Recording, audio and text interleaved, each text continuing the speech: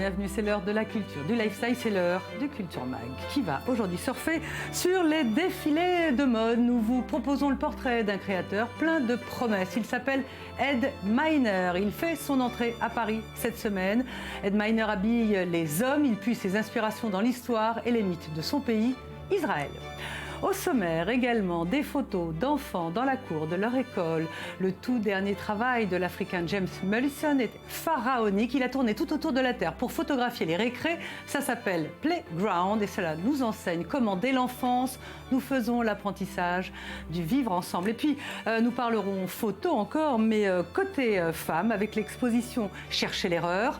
En marge de la journée du 8 mars, des femmes de tout le monde arabe ont mis en scène leur quotidien. Le résultat est édifiant.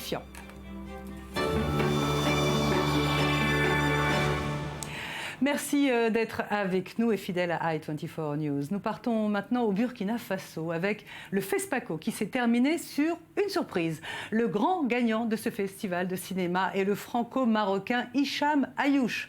Journaliste, réalisateur, il a signé avec le film Fièvre une très belle histoire familiale et sociale. L'histoire en France d'un garçon de 13 ans débarqué chez un papa déboussolé. Avec Fièvre, Hicham Ayouch remporte donc le Grand Prix du FESPACO et détrône Timbuktu. Timbuktu annoncé gagnant à grand renfort de polémiques et de mesures de sécurité. Timbuktu qui repart avec des prix mineurs, décors et musique. Rendez-vous d'ailleurs dans 2 ans pour le prochain festival de cinéma au Burkina Faso. La politique qui s'immisce dans la scène culturelle. En Israël, la dernière décision de la Cour suprême fait déjà couler de l'encre. Est-ce une victoire ? Est-ce une défaite ? Mais la Cour a tranché, il n'y aura pas cette année de prix d'Israël. Rappel des faits, il y a un mois, Bibi Netanyahou avait voulu limoger 3 membres du plus important prix culturel du pays parce qu'ils étaient trop à gauche, dixit, selon lui donc. Après des pressions, le Premier ministre Netanyahou avait fait machine arrière. Cependant, l'avocat des artistes a porté l'affaire devant la Cour et sa décision, il y a à quelques jours des élections, est sans appel. Il n'y aura donc pas de prix d'Israël cette année. Israël encore, mais sous l'angle de la mode. À Paris, les défilés femmes de l'hiver prochain continuent de ravir nos yeux. Voici en marge des collections le portrait d'un jeune créateur de mode. Il est israélien, il a profité cette semaine de la mode parisienne pour monter ses collections masculines. Il s'appelle Ed Miner. Dans la vie, il est également le petit copain de la chanteuse Riv Cohen, mais il est surtout très prometteur. Sandy Fortis, avec Ran Schneck, l'ont rencontré dans son atelier. La trentaine à peine entamée, Ed Miner, jeune créateur israélien, commence déjà à percer dans la capitale de la mode. En janvier dernier, il a présenté sa première collection lors de la Fashion Week de Paris, collection qu'il a vendue à 4 grands magasins japonais et new-yorkais. Ce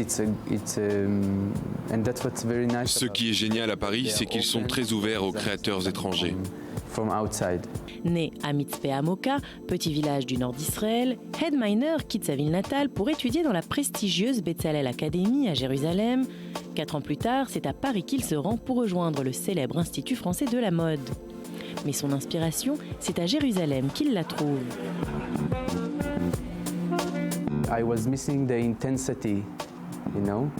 Cette intensité qu'on trouve au Moyen-Orient, cette tension, tout ça me manquait, ainsi que toutes les références culturelles.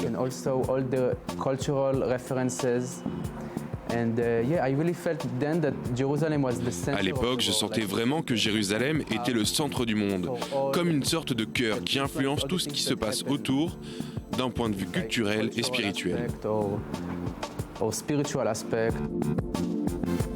Un état d'esprit qui se ressent dans sa collection. Ed Miner mixe sur-mesure élégant et touche militaire, des vêtements amples et confortables qui conviennent à toutes les morphologies. C'est ce que je vois autour de moi tout le temps, des uniformes militaires. On voit ça partout en Israël, dans la rue, dans le bus. Dans son atelier, Ed Miner possède un autre trésor que sa collection, des dizaines de livres sur l'histoire du peuple juif ou plutôt sur leur tenue vestimentaire, une autre source d'inspiration pour le jeune créateur. Je me suis inspiré des tenues traditionnelles des Juifs orthodoxes, de leur technique, de leur style. C'est large et il est surtout question d'envelopper le corps, pas de le mettre en valeur. Tissu de qualité, technique précise, effet de légèreté, Hedminer crée des vêtements qu'il aimerait porter. C'est ce qu'il fait depuis ses 16 ans, même si rien à l'origine ne le prédestinait à ce métier. Fils d'un métallurgiste et d'une artiste peintre, Hedminer a grandi dans une maison imprégnée d'art et de créativité. Le côté mode est arrivé par hasard. Je n'étais pas spécialement attiré par la mode au début, mais à l'adolescence, j'ai commencé à étudier la couture et la réalisation de patrons chez une femme qui habitait près de chez nous. Donc, j'avais certaines compétences techniques et à un moment, ça s'est combiné avec la mode. Aujourd'hui, Hedminer se consacre à honorer ses commandes, faites à Paris, mais pense déjà à sa prochaine collection. Son objectif, continuer à faire ce qu'il aime, créer et voir les gens porter ses créations. Je veux rester vivre en Israël, y conserver mon studio principal. Mais je veux aussi voyager partout avec mes créations, être exposé et bien sûr vendre mes collections. C'est tout ce qu'on lui souhaite et pour le moment, ça semble plutôt bien parti. À suivre le monde des enfants, les cours de récré, l'apprentissage du vivre ensemble en photo. Mais tout de suite, c'est le highlight du jour, l'idée de sortie. Elle est signée Sandy Fortis.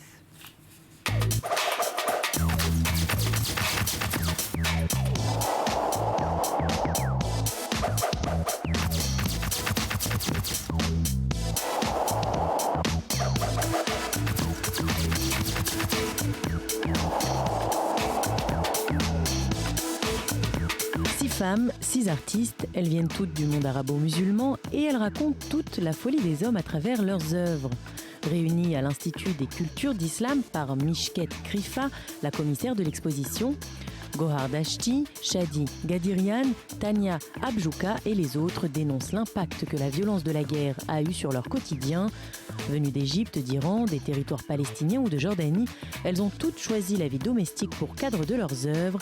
L'Iranienne Gohar Dashti a par exemple choisi de mettre en scène un jeune couple effectuant des tâches ménagères comme étendre le linge, sauf qu'ils le font sur des fils barbelés en plein champ de bataille. Tableaux, photos et vidéos, autant de moyens pour raconter une réalité surréaliste.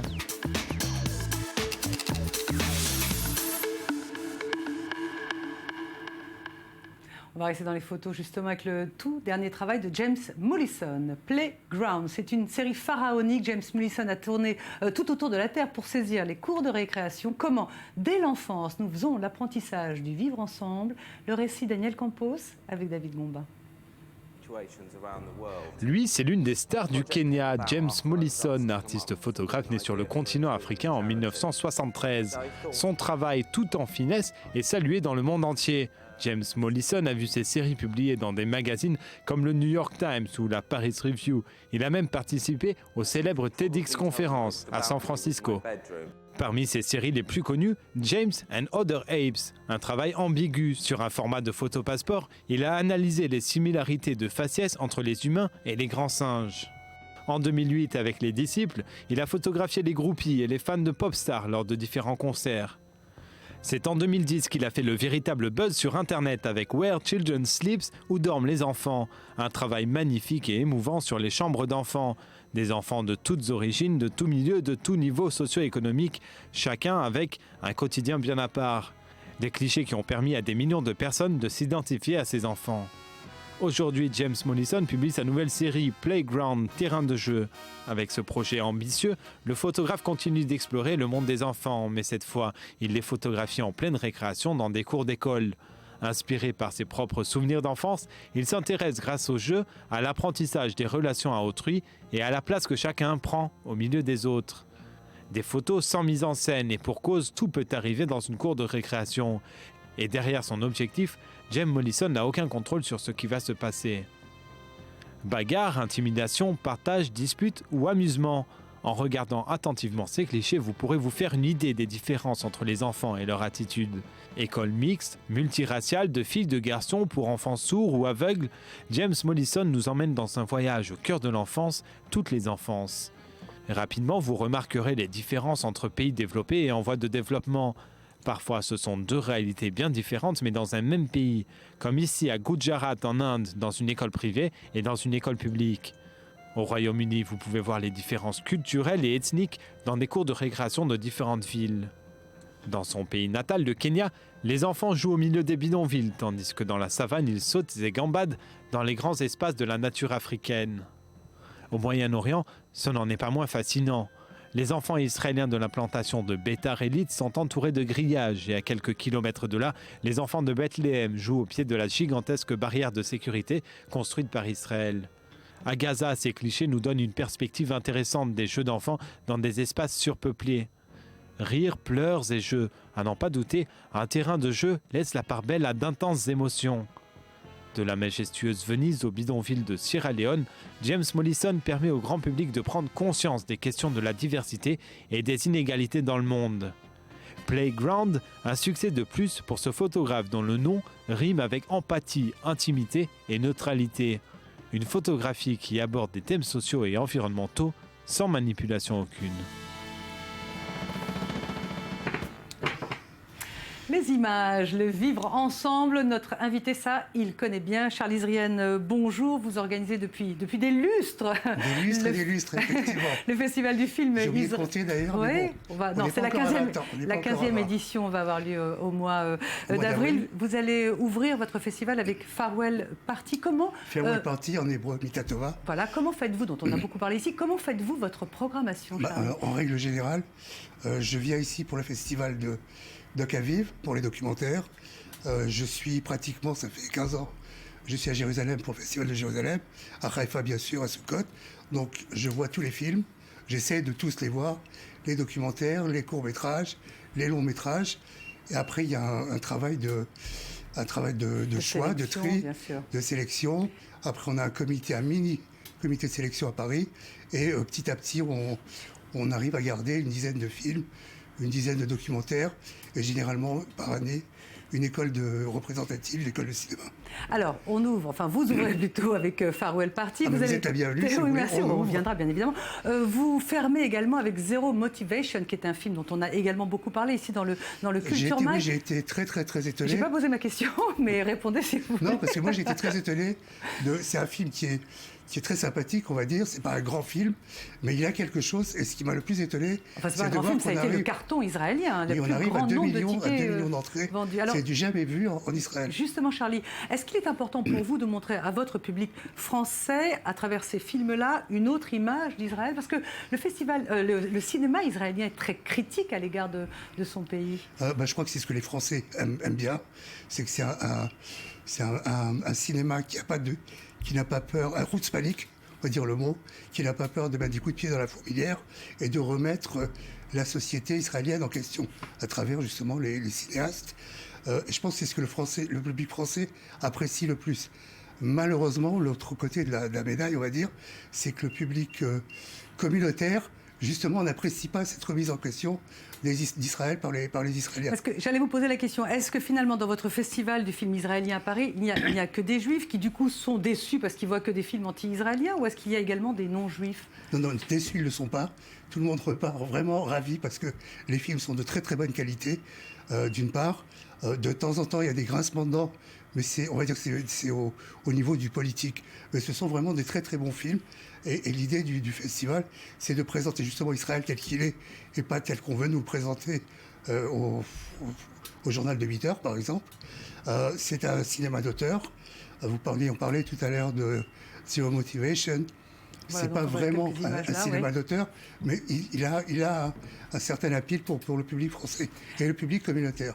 Alors, ça fait 15 ans que vous vous démenez, on peut vraiment le dire, pour monter ce festival. En 15 ans, vous sentez, parce que le cinéma israélien est de plus en plus présent, notamment à Cannes par exemple. Est-ce que vous avez senti qu'en 15 ans, il y avait plus de plébiscite, d'adhésion de la part du public? Est-ce que vous avez senti qu'en 15 ans, il y avait peut-être plus de menaces, de pression, d'appels au boycott? Moi, je me souviens de certains festivals où il y avait des mesures de sécurité draconiennes. Les mesures de sécurité, elles sont nécessaires.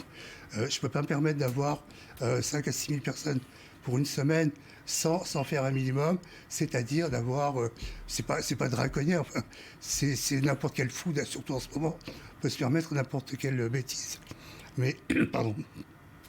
Je pense, boycott, on n'a pas vraiment eu de boycott. Il y a eu des manifestations, il y a eu des velléités, on va dire, mais on n'a pas vraiment eu de menaces sérieuses. Oui, mais et des inquiétudes à chaque fois que vous lancez votre... Non, je pense que vous savez très bien qu'à Paris, quelle que soit la manifestation, il y a un système de sécurité. Je pense que c'est tout à fait normal. Vous allez également présenter Shtisel, qui est une série télé édifiante en Israël et sur laquelle on reviendra dans le Culture Mag. Je rappelle donc les dates de votre festival. Ça va avoir lieu en avril. On a le temps d'ici là, mais c'était important d'en parler aujourd'hui. Au Cinéma des Cinéastes, à Paris. Cinéma des Cinéastes, toujours à Paris, dans le 17e. Le public est averti. On viendra et on vous suivra. Merci. J'espère, merci. Merci beaucoup, Charles Udrienne. Voilà, c'est la fin de ce Culture Mag. On va se retrouver demain à la même heure. Juste après, c'est l'info qui continue sur i24 News. Merci.